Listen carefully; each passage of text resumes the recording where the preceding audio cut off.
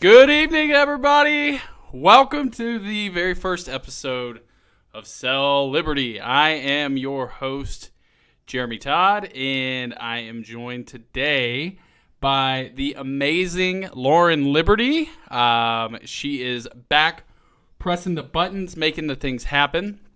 But anyways, thanks for joining us. Our goal here at the Sell Liberty show is going to be maybe a little different than other libertarian podcasts you've come to know and done. We will bring in the best and brightest in our movement, and that's why we have Spike on tonight. But down at his core, Spike is really a great salesperson, even before he was a great politician. So our goal here is to bring on guests, whether they're in politics or in business or in personal coaching, personal growth and development, that's going to help you become the best version of yourself so that you can be more effective out there for liberty. So with that being said, let's bring on the man, the myth, the legend. He is Spike Cohen. And hey, Lauren. man, how are you doing? Jeremy, Hello. Lauren, good to see you. Hi. I don't know why I'm here. Sorry. That's all right. So we are having there's Spike. Yes. So hey, there we go. Got it now. All right. So Spike, how are you, man? I'm doing good. It's good to see you, man. I haven't seen you since Freedom Fest, right? Yeah, that's right. What a Nice, good nice, nice. time Yeah. Freedom Fest was. Hanging out with a bunch of conservatives, messing up their party. It was awesome. Uh, So this is actually a perfect segue into what we're talking about.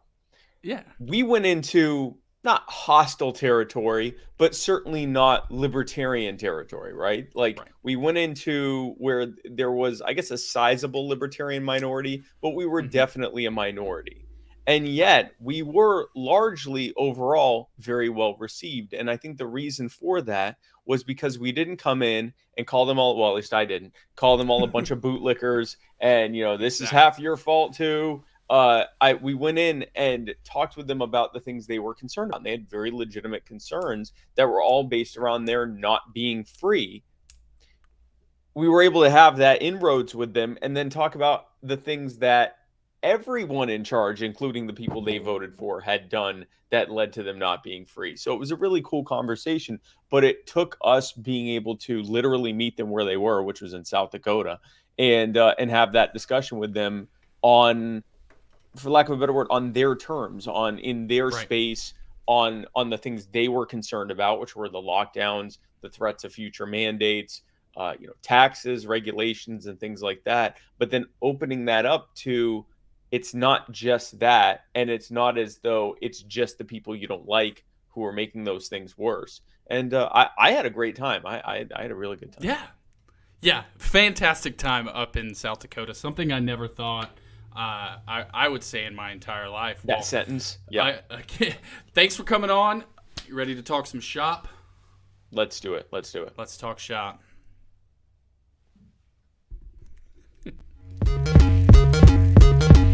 Yes. Okay, Spike. So we know Spike the politician. Take us back. Where did you get your start in sales? And tell us that story about how you kind of cut your teeth and learned about how to become a great salesperson.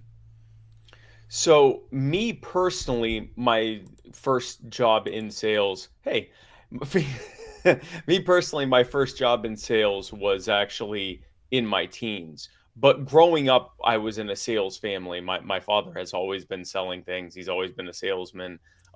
He was actually a retired salesman, and my mother was also later on in my, or I guess early in my teens, was in sales. She got into real estate sales, which she's still doing to this day. She owns a real estate company.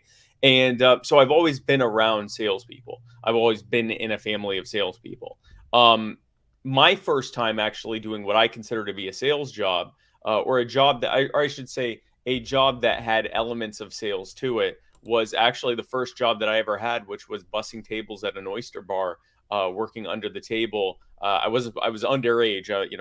Child labor laws be damned. I as a 13-year-old, I started working on summers just to have some spare cash, and what I learned very quickly, I learned a few things from doing that. Number one, I learned that I didn't want to work for someone else for the rest of my life, because I was 13 and I would see other people doing the same thing as me, and they were 2 and 3 times my age, weren't making all that much more than me, and I thought, yeah, I don't want to be doing this in my late 20s and 30s and so forth. So, but the other thing I learned was the way that our job worked was I got $5 under the table, but I also got tipped out by the other by the servers based on what they personally chose to give me. And there were a couple of stingy ones that wouldn't give me anything, or they'd give me $1 or whatever, and other ones who just liked me and they'd give me a lot. But for the most of them, what they gave me depended on what value I could provide for them. And at first I thought that was, well, how hard I could, how quickly I could get to their tables and wash their tables before other people, and make sure that they weren't having to wait for a table. But then I realized it wasn't just that. It wasn't just the things I could do for them, like washing tables, or taking an order over to someone. It was also the connections I was making with them, and how much I could help to upsell their clients and things like that. It was networking. And I didn't really know the term networking at that time, but I was networking. And the more I networked and the harder I networked, the better that I got. And I mean, substantially better. I would get, double my base pay if I was doing that other stuff as well. And I wasn't really having to work any harder. I was just having to make more connections and kind of get in there and basically do the sales and networking shtick. And it was very early on that I learned, even before I started my web design company when I was 16, right before my 17th birthday. It was even before that I realized how important it was to make those human connections with people and reap the whirlwind from it. Yeah, what's really funny is that that was my first job too. I was a busboy at a seafood restaurant in my Oh, really? hometown, and I was paid under the table, and I got bust out Okay. tips from that maybe we're onto something here. Maybe That's how you do it, folks. That's how you do it. That's it. Thanks for joining us. Thanks for joining us. What I found really interesting about what you said is you talked about not only providing value, but value isn't always tangible. Yep. People like to buy, whether it be products, services, or in our case as libertarians, ideas from people that they like and people that they have formed a relationship with. And maybe that's where, we tend to have a little bit of an unlikability streak in us as libertarians. A lot of times we can be abrasive and argumentative and want to debate. So what are some things that, because I catch myself doing it too, and I noticed, and as I'm sure a lot of our guests did, or our viewers did, you've been a little sassy on Facebook, coming at some folks, right? You draw back that line to say, okay, I've got to approach and attack this problem that this person is saying that's obviously wrong, but how do I maintain my likability so that if somebody's ears are perked, they're not turned off by just how awful of a human being I am?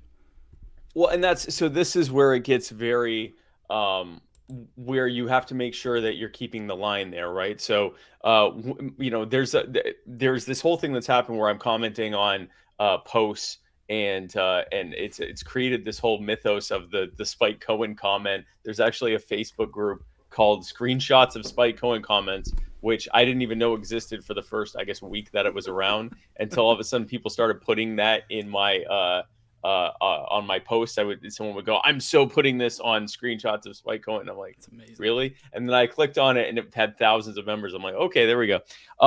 But if you'll notice, when I do those things, first of all, I never punch down. I'm always punching up. If I'm going hard at people, I'm going hard at high level elected officials, police departments, agencies, federal agencies, things like that. But even then, I always maintain a level of humor to it. I also almost always, not always, but almost always give some kind of a call to action of a solution of what can be done. So like if I'm going after the ATF, I pretty much always end it with, we're going to abolish your agency, meaning so I've been talking about whatever the issue was, or I gave whatever snarky response, but I didn't just say that. I also then said, and here's what we're going to do. Here's the problem. And here's what we're going to do. Even in delivering a joke of a delivery, I'm saying we're going to end your agency. That's the problem. That's a simple one. One that really took off earlier today was Joe Biden announced that he was going to be working. He worked out a deal with the ports to stay open 24/7 to help deal with this backlog of shipping containers that's waiting. That's sometimes thousands of them waiting at the ports, especially on the West Coast. And he even mentioned, this is happening. Very few other countries don't do this. Every country does this except for us. And so I just said, why didn't you bother telling them why this country was the only one that wasn't doing this? And I put up an article about how it was federal regulations and labor contracts from closed shop unions in captive states where you have to work for that union if you want to work on that shore or on that port, so that they really can call the shots in their contract that make it impossible to keep it open 24/7 unless the federal government steps in and changes things. Even then, being snarky, it went to a solution. And so I always try to do that. The rest of the time when I'm just talking with people, I don't I'll see a lot of people, they'll beat up on someone who disagrees with them, just some random person that they can kind of go after and encourage their followers to go after. And I don't do that because I have no interest in attacking some poor schmo on Facebook. And I don't think it's a good look to do that. And I think even if I can score points right then, I don't think long term it helps to create this idea that, yeah, you'll just attack anyone. I want my attacks to be humorous, but more importantly, to be going after the people who actually deserve it, not just someone who disagrees with me. Absolutely. Punching up is very different. Yes. You know, what's really interesting, and there's a lot of flack for it about how kind of goofy and nice of a guy Gary Johnson was, but I came in 2016. I found liberty and libertarianism in 2016 myself. Basically, I through watching the Republican primaries, I grew up in Alabama, so I didn't really have a choice to be Republican or not. And Right. seeing the way Donald Trump acted, I was just kind of like, oh man, this is like, I know it got some people going. Yep. But there were a lot of people like me who silently said, this ain't for me. And that's when the Never Trump movement on the right started. Now it got way worse over his presidency. But that initial Never Trump movement was me, and I was looking for something. And thanks to somebody working on the McAfee campaign, funny enough, I stumbled into the Libertarian Party and libertarianism. And so I think it's really important, especially in social media, once you develop a little bit of a following, to realize that there are people who see everything that you do, and you may be able to score some points. But are you scoring them the right way, and do you take a moment to be sure of it? Okay, we can have a whole hour on that here, but there's some things I want to know. Okay, because you did this for months in real life, face to face with actual people. We weren't arguing on the internet. These were people, 10 feet away from you asking you a question, and they could punch you in the face potentially. So, I did. I had at some events I had security, like some boog would show up or something like that. Yeah, in Tempe here, I was at the one in Tempe with the boogs. But even then, CNN boys there'd be like at the time. there'd be some CNN there, but there were also like 400 people. So I mean, if they really didn't like what I had to say, someone could have punched me in the face. And I that was, and there were other events. I mean, there was, when I was in Oakland, there was about 200 people there. We didn't have any security. We had some people that were supporters of the campaign, but I don't expect them to square up by our sides and get into fisticuffs with a bunch of strangers. But no, I mean that, yes, very much so. If the crowd turned, I could have had to deal with that, and it takes a while to get on a bus and drive off. That isn't an easy escape. Right. So here's my question, because it's something that all of us salespeople do, especially if we ever work outside and we go on sales calls. If you recall from The Office, where Dwight had Jim would get out of the car and Jim goes, "Again, seriously?" And Dwight would say, "Close the door," and then he'd turn on heavy metal music and punch the back of his. So what was your pregame routine? And what do you do? What habits do you go through mentally, physically, emotionally, whatever? What are your practices for being sure that when you take that microphone, you've got Spike's A game? So this is where a lot of people thought I was some kind of weird alien or something.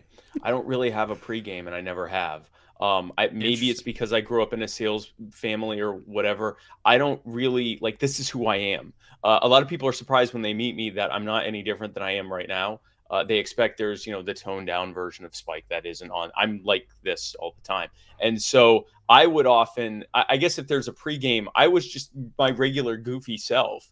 And, before an interview, before a big appearance, before getting out of the bus and there's, hundreds of people outside, cheering and waiting to hear what I have to say. And I'm talking for hours, because I wouldn't just go up and, we'd have usually at a typical event, we'd have 2 or 3 people speak before me for a few minutes. And then I'd get up and I'd speak for a few minutes to give my speech. But then I would do Q&A when we started off, I didn't have a limit. if everyone there had questions, I would stay there for 2-3 hours answering questions.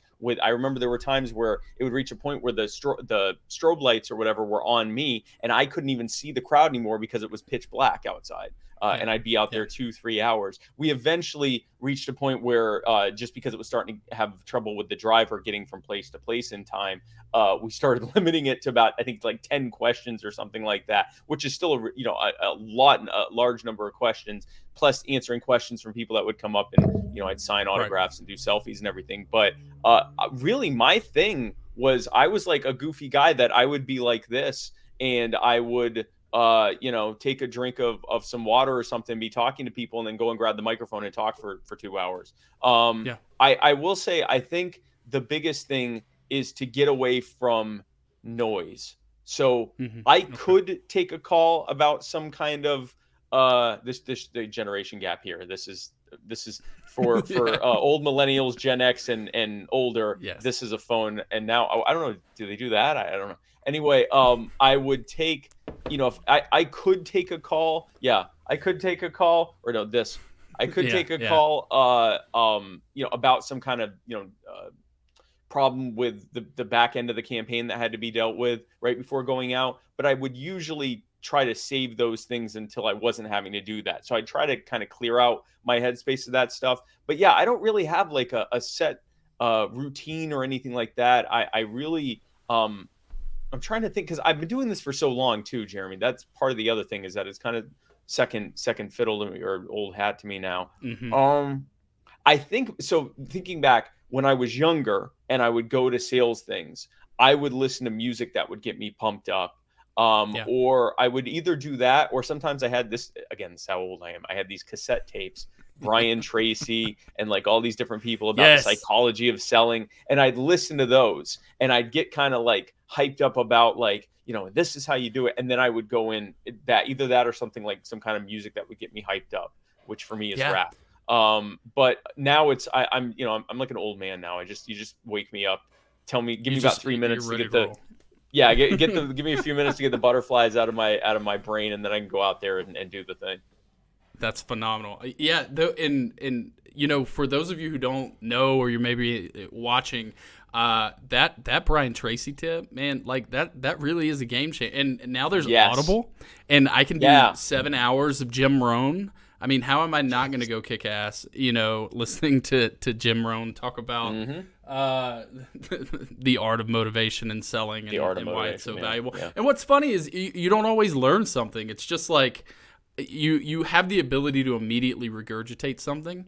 And I think one of the greatest lessons I learned in sales management was that it's not always actual advice you're giving them to your team. Sometimes it's just a new thing that they can pretend to be enthusiastic about, because it's their enthusiasm that's going to matter. So you're like, guys, I got this great new close. It's working so well. So-and-so used it the other day to close. I want you to go rock this, pitch XYZ. And it's not a special pitch. It's just they deliver it with everything that they've got. So I think that's really interesting. Speaking of the Q&As while you were on tour for the campaign, we are going to have a Q&A at the end of this. So if you're on Facebook, hop in the comments, ask Spike a question. And let me share this on Facebook too, to get some additional people here. Do that while we're talking. Exactly. But so you're standing in front of your tour bus, and you get asked a question. And it's not really a, what do you think about this question? What it ends up being is, hey, libertarians believe this, I believe this, sell me. You got a couple of those. What was your step-by-step process to deliver that pitch to them on our ideas? So I think the biggest, hold on, just ask me your, okay. So the biggest thing is, so you're saying when I have someone that, they're saying libertarians believe this, I believe this, sell me on why you believe this type of thing? Yes. Yeah. What was your step-by-step process? What were the sort of, not finish lines, but checkpoints you had to go through to say, okay, this is my step-by-step process to persuade this person? Right. So I use kind of when someone comes up to me and they're like, "You believe this, I believe this, convince me of your side," which happened a lot last year because it was during the campaign. This year, it's Right. been less of that, although there was some of that at Freedom Fest. But Mm-hmm. my method is basically pretty simple. First, I figure out where they're coming from on it. Now, I don't always have to do that. A conservative saying, "I believe that we need to be, have an active, strong military." That's going and engaging in all these wars to keep us safe. It's not hard to figure out where they're coming from. They want safety and Right. protection. They believe that there's a bad boogeyman out there that wants to hurt them, and they believe that the government is the only entity that can help them. So I guess my method is, if I don't already know what it is, maybe ask some additional questions. So if someone says, we need this, you want this, I believe we need this, I'll say, well, what does this mean to you? Because a lot Yeah. of times, no one says, I want endless wars that result in a bunch of people dying, and I want the CIA arming terror groups. And they don't say that. They say, I want the thing that the military industrial complex says it is, right? I want people over there fighting for our freedoms. Well, I'm not against fighting for freedom, but I'll say, what does that mean to you, fighting for our freedoms? And they pretty much reiterate, the wars and going over there and having a strong military and everything else. Well, what is it that you believe about that that's causing that to happen? What is it about that action that makes you? What do you believe that's accomplishing? And things like that. What I always try to do is, once I've established why they believe in this thing, using what they've told, a combination of what they've told me and some presuppositional stuff that I take about someone, if they're from the right or if they're from the left. And then I try to show them how the thing that they support goes completely against what it is they presume or ostensibly believe. So, like, for example, if I have someone in front of me who is from the right, and they're telling me that they support these wars, well, I know someone from the right, what they care about. They want a smaller government. They want government that isn't as obstructive to them. They want lower taxes. They want less regulations. They don't want to be told what to do. Some similar parallels to libertarians in that way. They've just been told to believe that in order to have that kind of freedom, they need this big, monopoly of violence to be doing all these things for them. So it's very easy in that case to say, yeah, but here's what's happening with those wars. We have the CIA arming terror groups, and then they use the fact that those terror groups are armed as an excuse to send our loved ones over to fight them and potentially die, and and talk about that stuff, and then talk about the infringements on our rights and liberties here with the Patriot Act and things like that. And an increasing number of people on the right recognize the Patriot Act is bad. I mean, they're now using it to go after parents who are angry Right. at school board meetings. So that kind of thing. And if it's someone on the left, if they're coming to me and saying, well, you think that, we should have, privatized healthcare, and I think that, healthcare is a right. Tell me why I should believe that. Well, okay, you believe that the people on the left tend to care about the poor and the marginalized and those who are unable to provide for themselves, and they've been told that in order to be able to protect those who have the least, that they need to have an entity to protect them from the bad guys, even though they are the bad guys. That entity are the bad guys. So with them, I would say, what does what does health Medicare for all mean to you, or what does socialized medicine mean to you? And then I would talk to them about how that very entity drove up the cost of healthcare, and that we would like to, even before we get into the question of which side pays for it, I want to reduce the cost of healthcare. But that requires fighting the very entity that just so happens to be using our suffering to push for more control of our healthcare. So Right. the bottom line is, establish where their point is and figure out what it is they care about. What are their first principles or their values or their concern? Where are they coming from? And then once you can reconcile the difference between what it is they support and what it is they believe, you can now close that gap, because almost everyone has valid and valiant concerns. They're not being addressed with their statism. They're actually being made Mm-hmm. worse with statism. All we have to do is meet people where they are, recognize where they're coming from, and then we can show them how liberty is a better way to do it. Yeah, there's this idea that out there that when you say meet people where they are, it means not disagree with them or No. not have, and that's not it at all. Meet people where they are is exactly what you just said. Yep. Find Yep. out what they value, which is what's important to them, what's going to make the needle move, and then show them exactly how the state is infringing on their value system and belief system, and how liberty can provide that solution. That's phenomenal. But I think a big key, I don't want anybody to miss this. Spike said, ask questions. When somebody engages, ask the question, well, why do you believe that? Why is that important to you? Because what's important as libertarian, so I had this episode with Brian a few weeks back where we talked about, it's called values-based empathy. And the seventh one on the list is liberty oppression.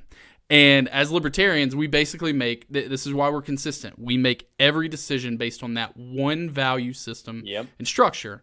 Well, the other 6 are what our audience and the people we're trying to win over make their decisions based off of. And that can be things like convenience, loyalty. There are a lot of different things that people value. You have to sell them your ideas based on what they value, not what you value. You know? Yep, exactly. Yeah. And this is a very common mistake that happens with libertarians.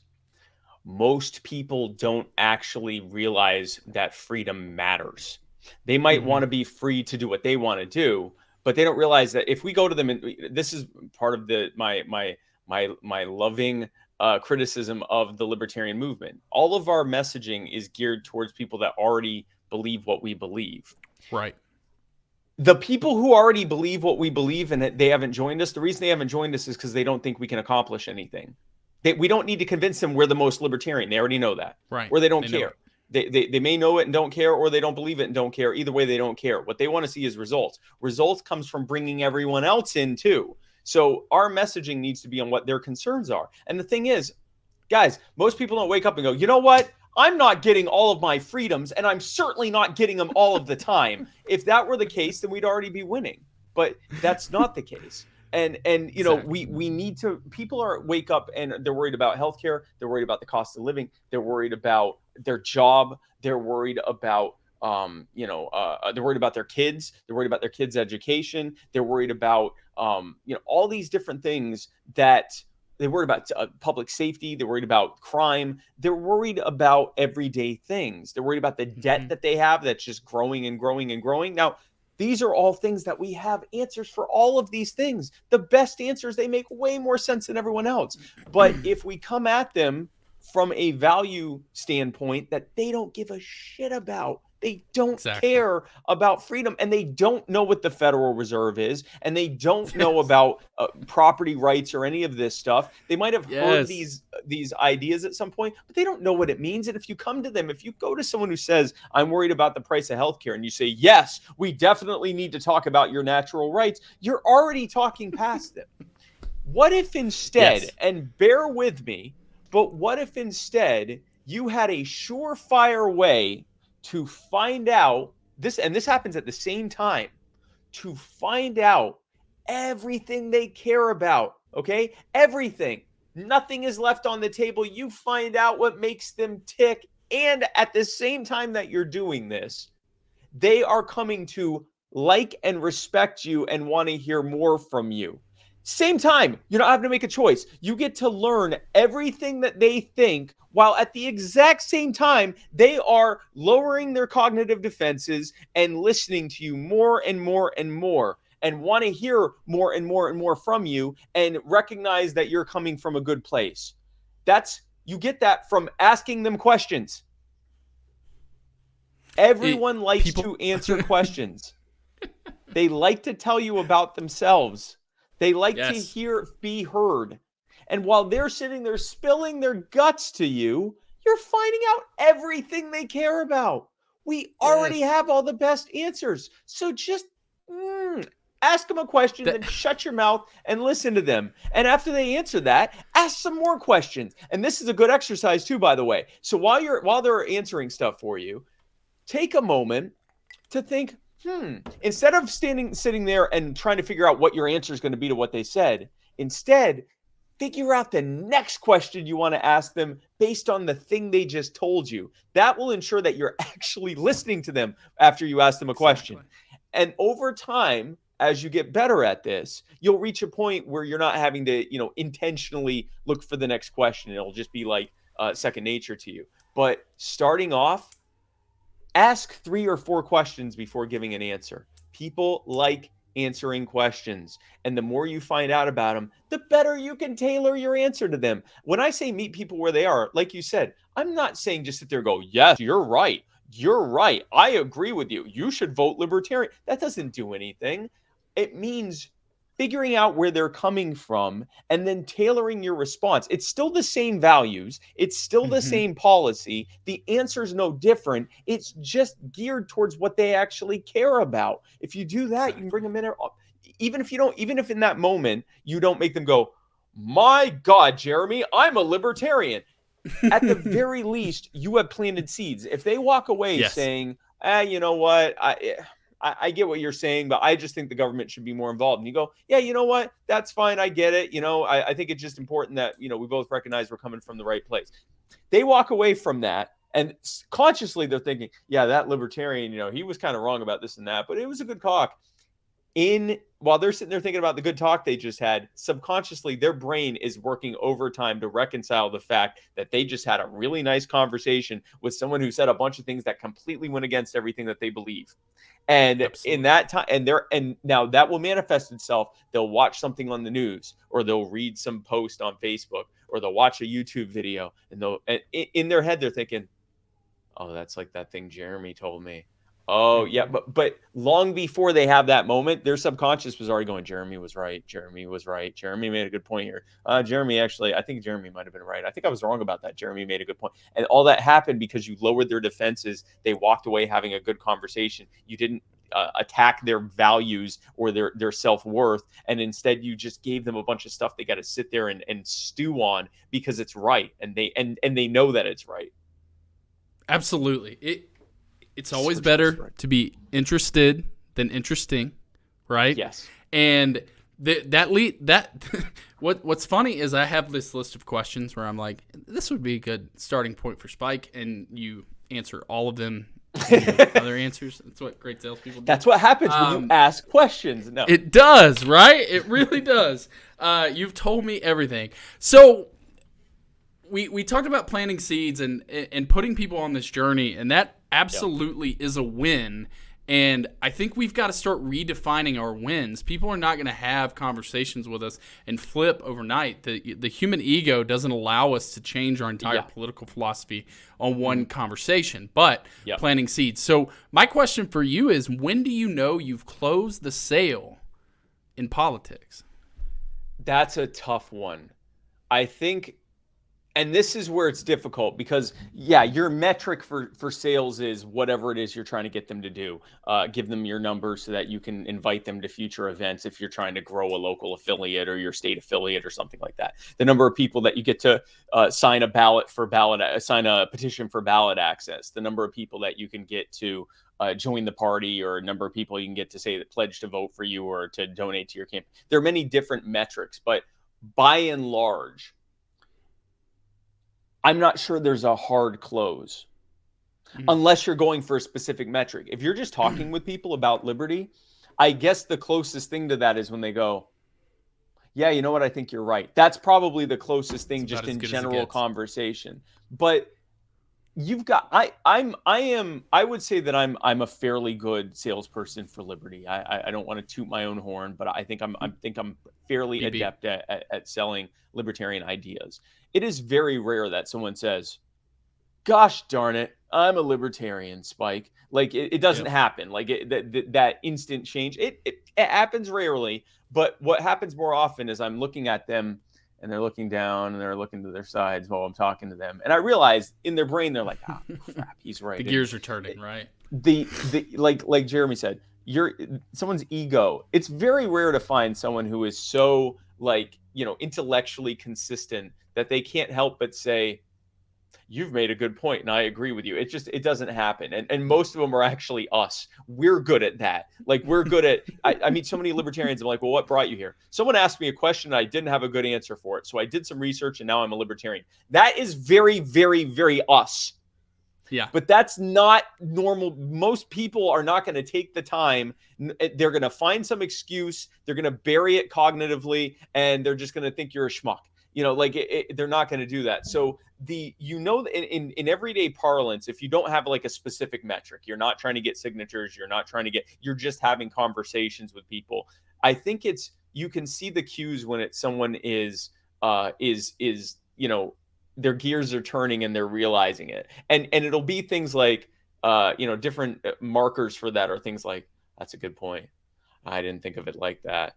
Oh, they'll say stuff like, oh, Right. damn it, you did it again. Like stuff like that, where it's like, you realize that you're getting to them, and you can be playful about it. Like, when I'm, convincing someone on Liberty, and they'll go, and I'll go, I got you again, didn't I? Like make it like kind of a funny thing, like, like make a fake scoreboard and stuff like that. And they'll say something and I'll go, well, here's how you just proved me right. Like, you can have fun with it. But yeah, I think unless you have a specific metric, it's hard to have like an actual, like, because it's rare for them to go, you're right, I'm a libertarian now. I guess that would be the ultimate close. But really, long before that, you're going to have a bunch of little closings of people saying, well, that was a good point.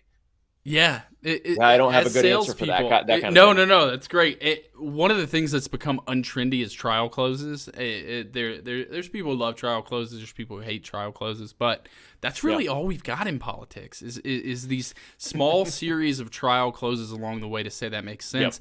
Yep. And in an age of social media, it could be as little as somebody liking a post that never liked your post before, right? Yes. Okay, this is starting to get a little traction, and they're watching and they're observing. So, this is awesome. If we don't stop, I'm gonna do this all night. I love to talk shop. You got some time for some Q&A? Yeah, let's do it. All right. Let's get this.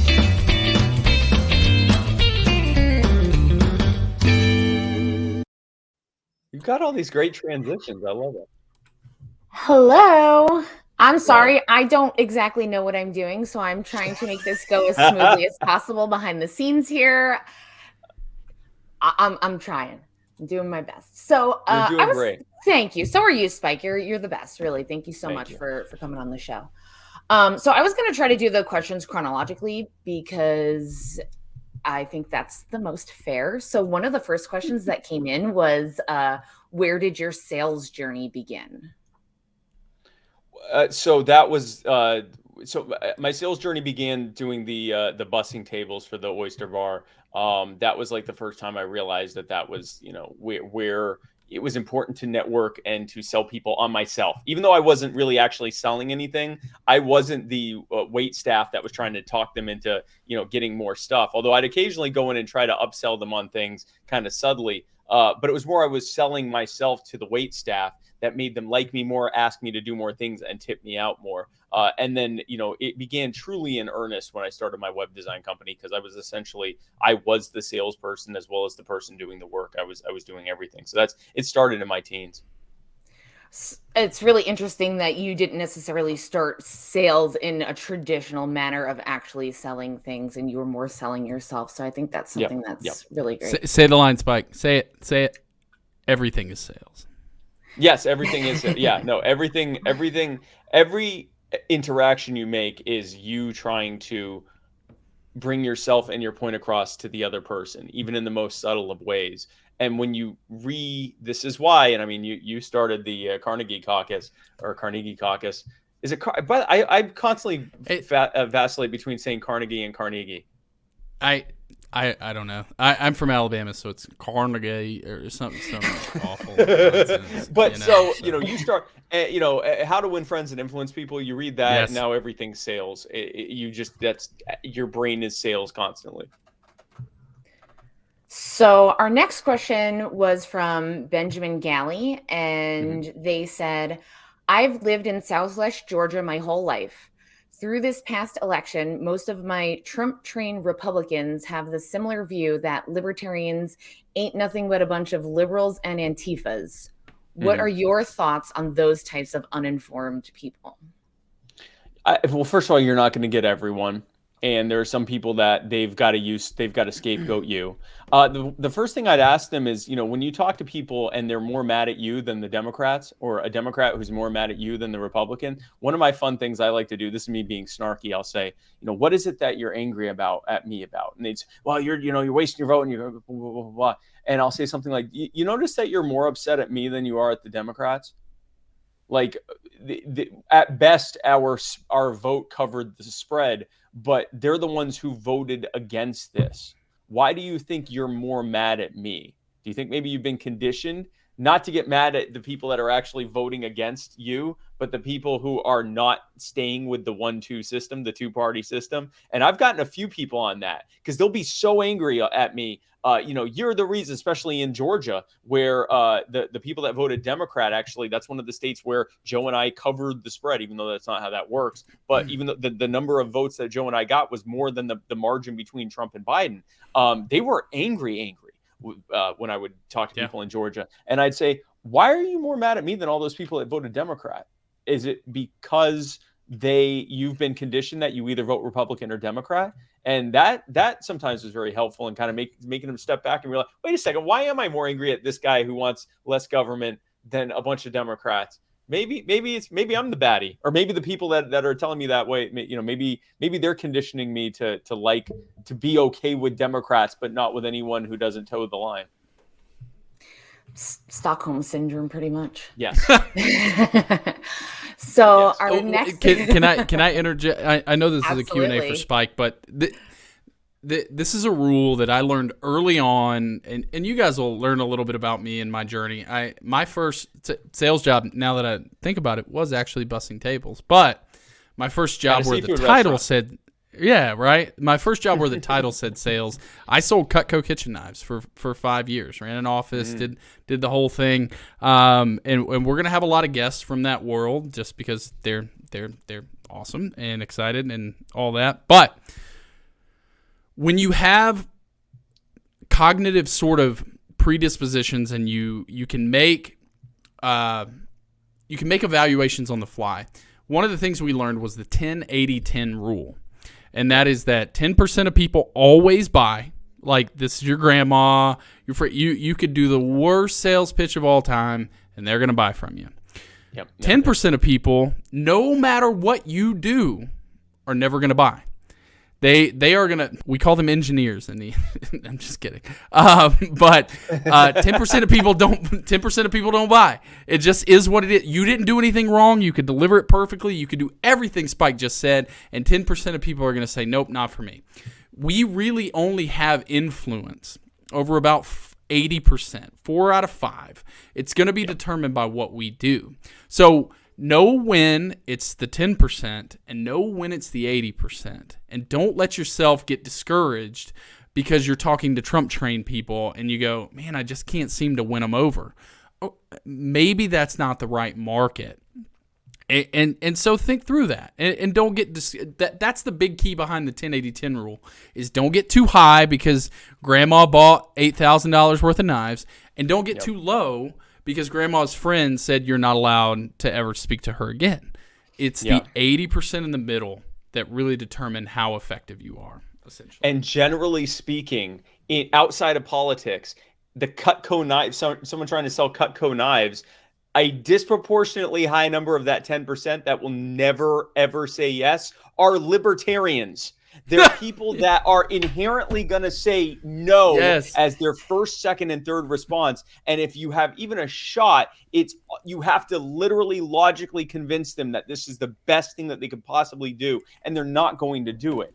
Now, imagine if that 10%, the ones who always say no, are now tasked with selling stuff to everyone else.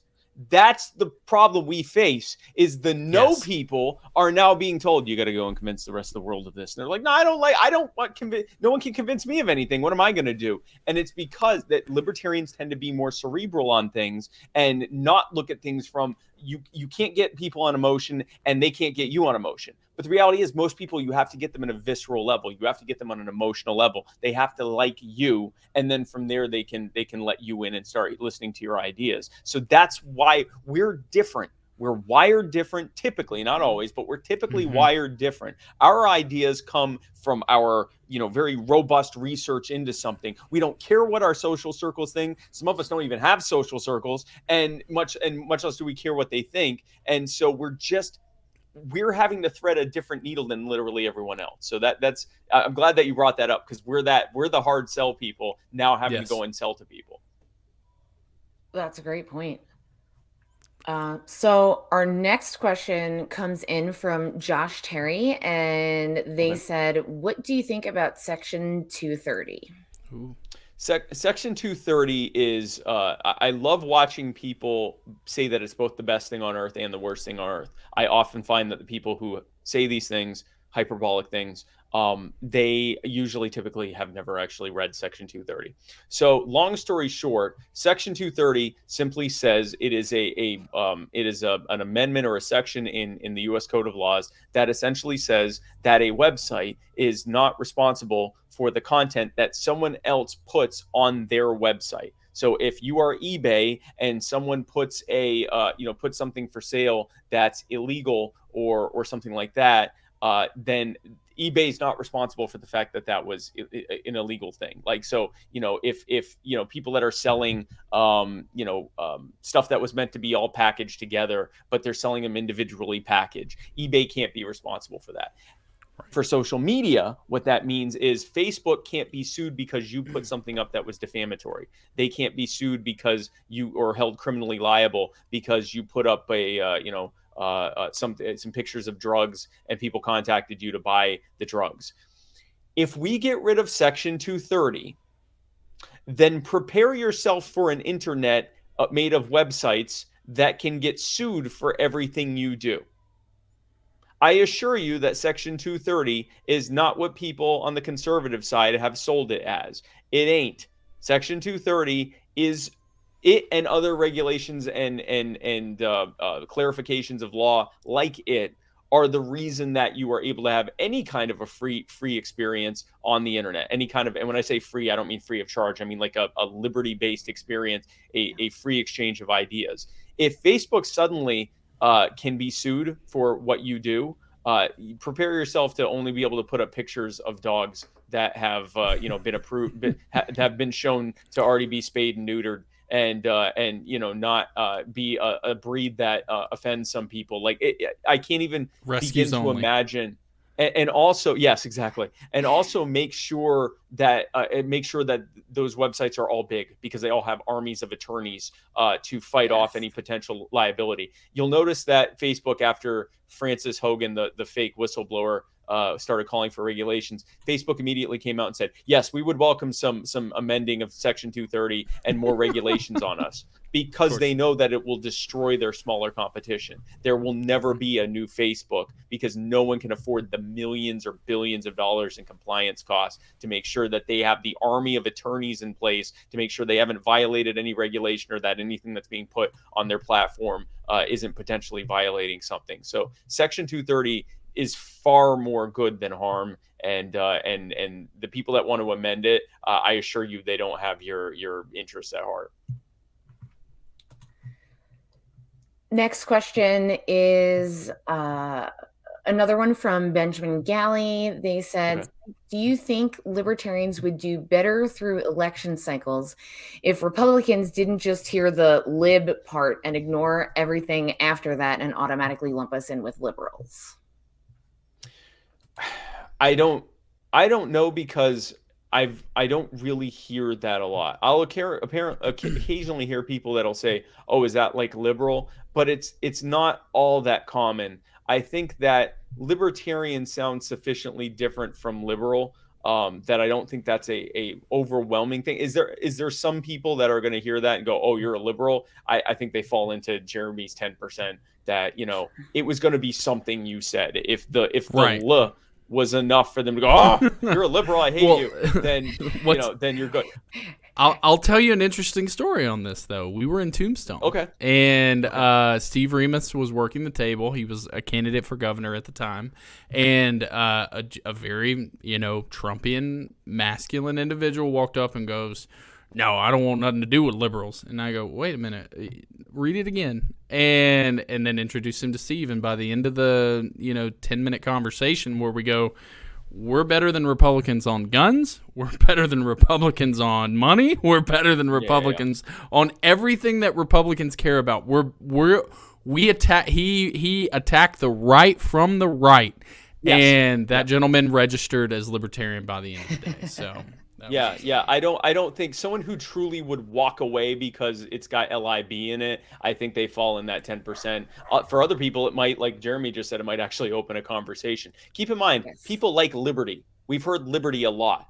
And we're told to like liberty, ironically, by people who are trying to infringe on our liberty. But it's something that's what is it we heard growing up? Freedom, liberty, independence. Freedom, liberty, independence. And we're young and we don't even know what freedom, liberty, or independence are. We become adults who also don't know what freedom, liberty, and independence are. We're often told that it's the opposite. It's a sort of Orwellian way of telling us that freedom, liberty, and independence are the exact opposite of what they actually are. But we like the words. So I don't think that the word libertarian is hurting us too much. But again, it might even open a conversation like Jeremy said. But like I said, I think someone who hears that and goes, no, I don't want to hear anything else you think, it was going to be something. You were going to say something they weren't going to like. Absolutely. Yep, absolutely. So next question I have is from Aiden Curran. Mm-hmm. And they want to know, do you think what is happening in Australia will happen here? The authoritarianism, gosh, is scary. Do I think it'll happen here? If we allow the creeping growth of government to continue, yes, it will eventually happen here. It might not take COVID. It might not happen during COVID. It'll happen during the next thing. And I got news for everyone. Climate change is next.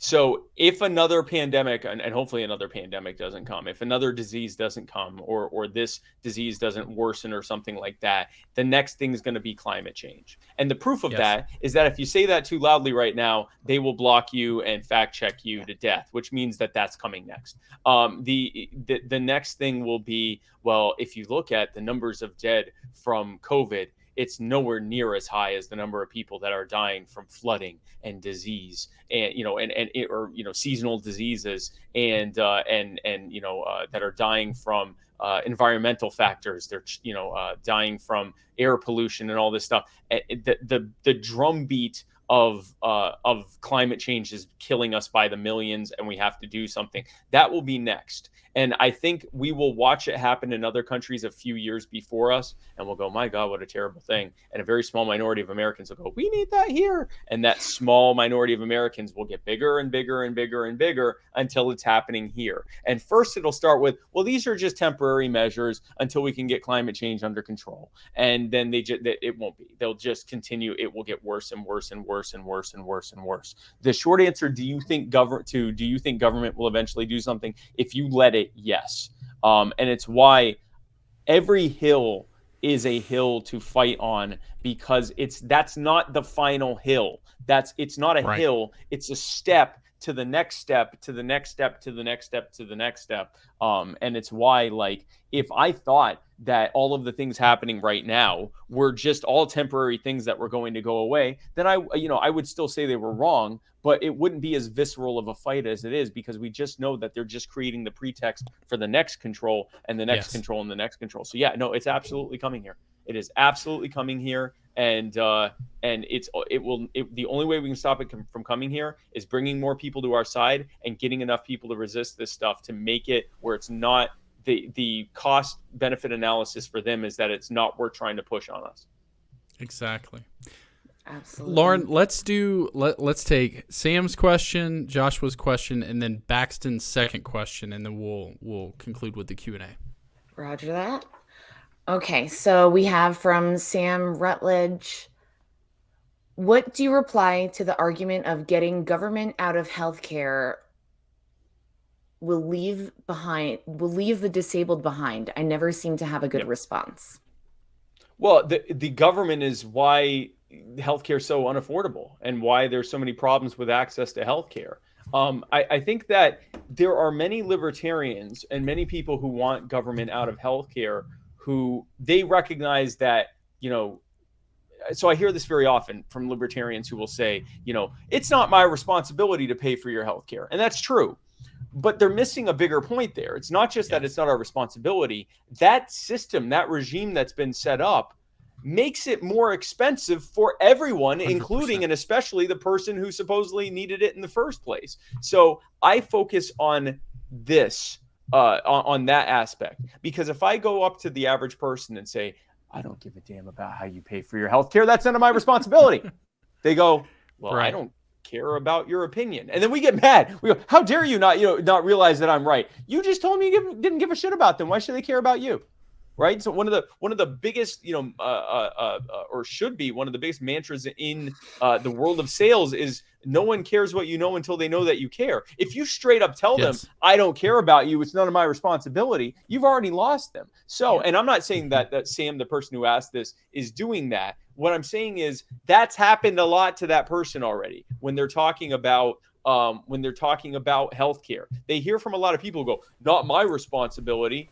I don't do that. I say, listen, the cost of healthcare is ridiculous in this country, and it's getting worse and worse and worse for the poor, for the disabled, for those who need it the most. And the reason it's getting expensive is because of certificate of need laws, and I explained that. Patent protections for big pharma, and the accompanying bans on generic imports to protect big pharma, which, by the way, is very helpful right now because everyone's forgetting that big pharma, who is pushing these vaccines and the mandates, are those same big pharma people that your grandma died early or your chronically ill friend died because they couldn't afford the cost of their drugs that they couldn't get. But I talk about cost plus legislation that drives up the cost of healthcare. I talk about all these different things. I talk about the red tape in the insurance system, how health insurance was only created in reaction to FDR's proposed wage caps during World War II. Like, talk about these things and how government has driven up the cost, and then say, let's just get all that out and make the cost of healthcare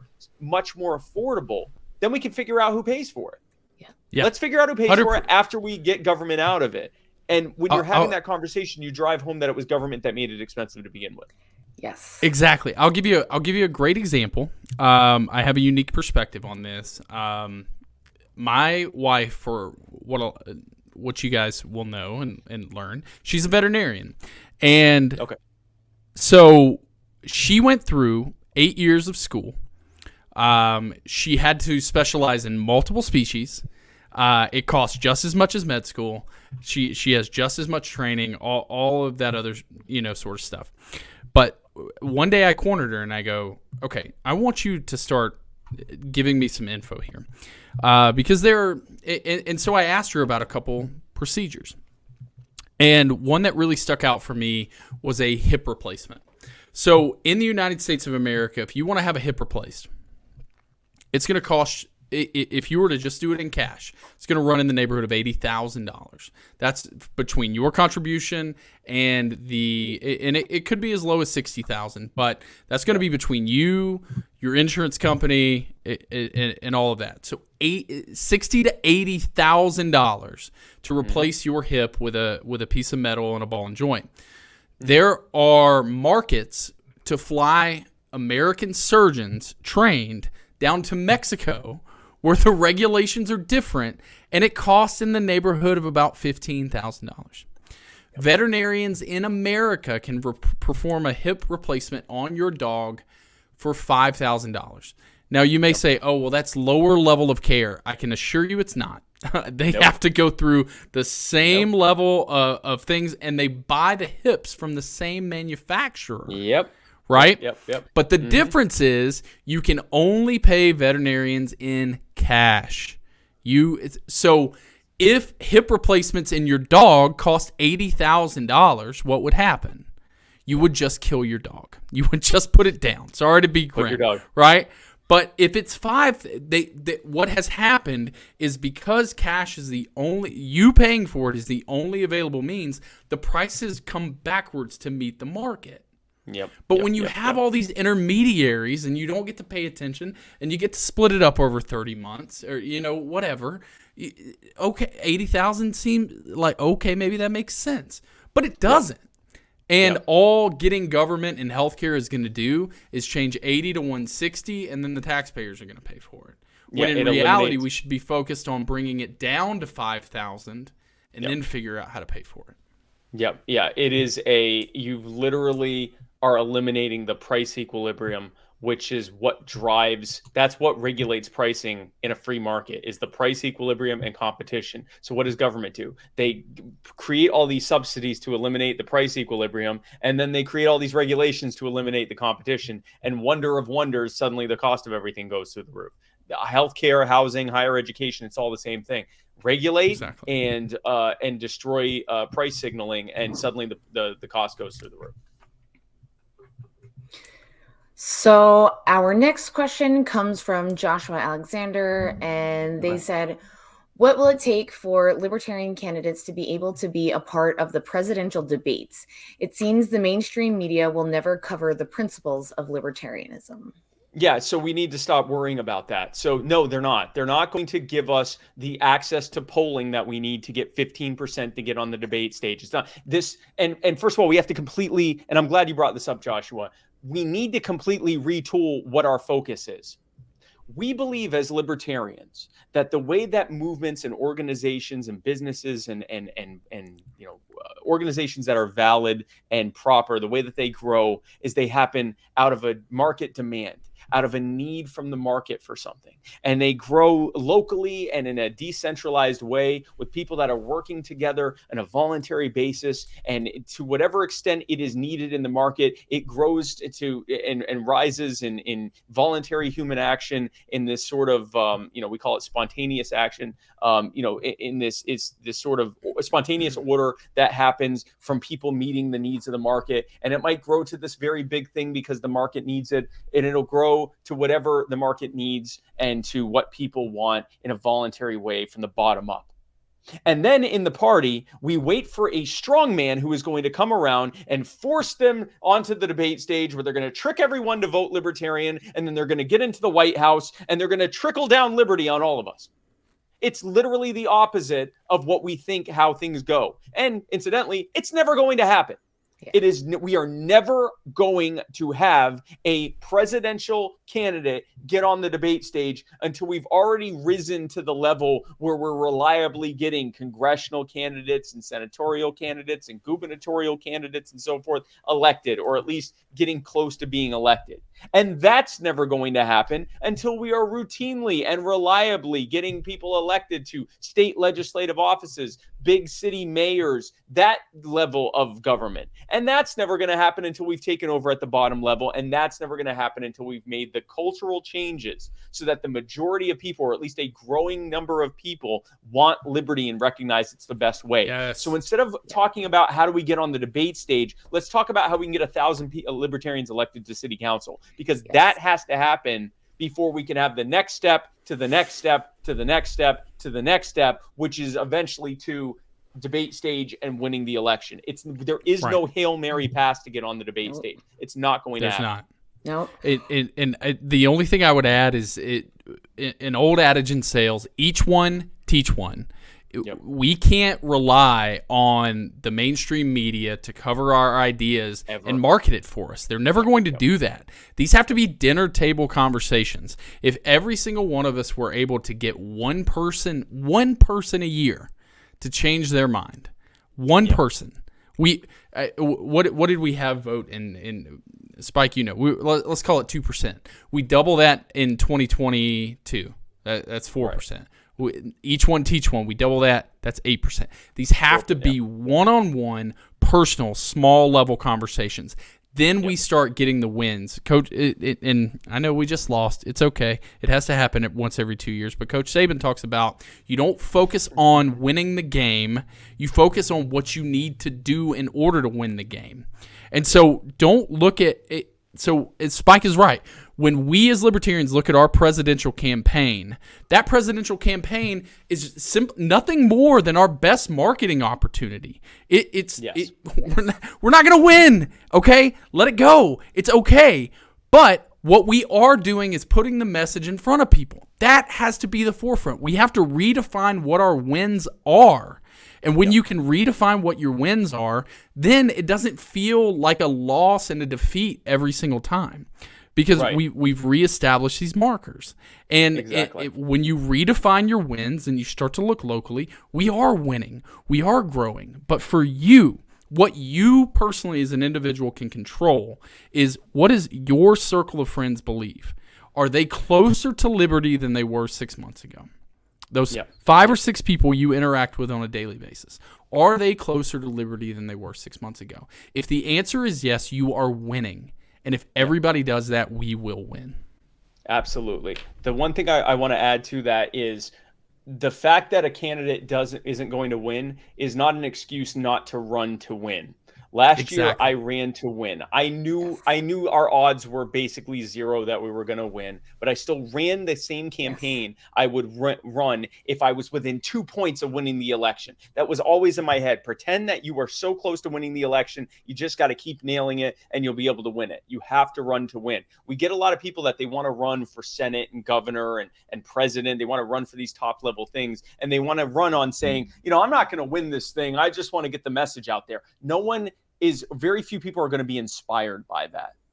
The way that you use a run for office to be able to bring people in is you run people who are running to win and who look like someone, and I don't mean physically look, but who in their experience, in their knowledge, and how they present it, they look like someone would actually want to be whatever that role is: president, governor, senator, whatever, and that person is then using that to bring people into liberty. So you always run to win with a candidate who is someone you and others would want to win. But you have to recognize that those high-level races right now, they're about marketing. Our real and we need to stop focusing on them as our leaders. I am constantly getting asked, Spike, are you running in 2024? And I tell them, I say, listen, I don't know if I'm running. And they'll say, Spike, you're our only hope. And I'm like, no, I'm not. Not only am I not your only hope, but I'm not your hope. Yeah. No one that is running, that is even being considered for running for that, is your hope. Your hope is probably you running for like town council or water district or county council or city council or whatever, and actually building a foothold of people that when someone tells me, I'm going around the country and they tell me libertarians can't win, I go, no, look at Jeremy. Look at Bill, look at Lauren, look at whoever, look at Joshua. They won for this race, and look what they were able to do in just that small race. Look what they were able to do when they got elected. Now imagine what happens if we get all the way to the White House. That's how we close that deal. Yes. 1,000%. And the first time I met you was in Tempe on your tour, and yes, you were in it to win it, and you just such an inspiration. All right, so 120 degrees. Yeah. Yes, you will not let us forget that detail. 120. And everyone's like, oh, it's a dry heat. Yes, it is a hair dryer. Yes, thank you. Thank you. Or like when you open an oven. Yes. So is an oven. Yeah. Yes. Oven or hair dryer. Yeah. So our last question comes in from Braxton Stagg, and they want to know, do you think the voting system in our country is still viable, considering all the rampant cheating the Dems pulled in this last election? Democrats and Republicans have been cheating on not just the vote counts, but on even just who's allowed on the ballot since the late 1800s, and it has at times gotten better, at times gotten worse. This speaks to a question of, is it even worth getting involved in electoral politics? This also, by the way, is another reason why we need to be focusing locally, because long before the people in charge are going to allow a libertarian to legitimately win the White House, it's going to take us taking over the cities, the counties, the states, and working our way up to there, so that by the time we're making a serious run there, there's just as many libertarians on those election boards as there are Republicans or Democrats. There's just as many libertarians appointed as judges that overlook the ballot access requirements. We've already been working to tear down those ridiculous ballot access requirements and leveling the playing field for everyone. There is no path to... It would be like if there were a movie about someone, imagine if in Braveheart, the way that Braveheart won was he just walked up to the king and stabbed him to death and said, there, we're done. Scotland is free. We did it. There's too much. They have too much in place to stop that from happening. Well, the same is true here. They're not just going to let us saunter onto the debate stage and then saunter into the Rose Garden to give our inaugural speech. Like, it's not going to happen. You're going to have to work to tear down everything that they have built. And as you tear it down, and as people see their lives improving in ways large and small every day as a direct result of them being more free, it's just going to steamroll its way all the way to us, eventually taking over the whole thing and hopefully dismantling it for good. Absolutely. And to add on to that, I believe personally, alternative voting choices are the future that libertarians can win. We just met with Voter Choice AZ and Ranked Choice Voting, and there are some other alternatives out there. But the reality is, why would the people in charge change? Why would they allow us to do that? There's no reason, right? Because we don't hold any offices. Our electorate doesn't have any influence. We have to change the people around us so that we can demand these things. And then, or do a Shane Hazel. You think Georgia might be considering ranked choice voting a little harder than they were a year ago? Spoil an election, right? Potentially, these are the paths forward for us. But we have to shake the branches of this thing in order to get those things done. They're not going to voluntarily give us anything. We got to go earn it. Yep, exactly. All right, time for final thoughts.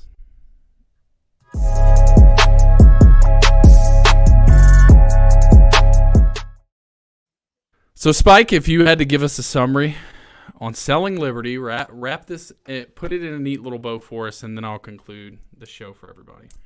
So I'm a little angry at you because this is really you already kind of gave my final thought, so I'm just going to say it as pretty as I can say it because you already did such a good job.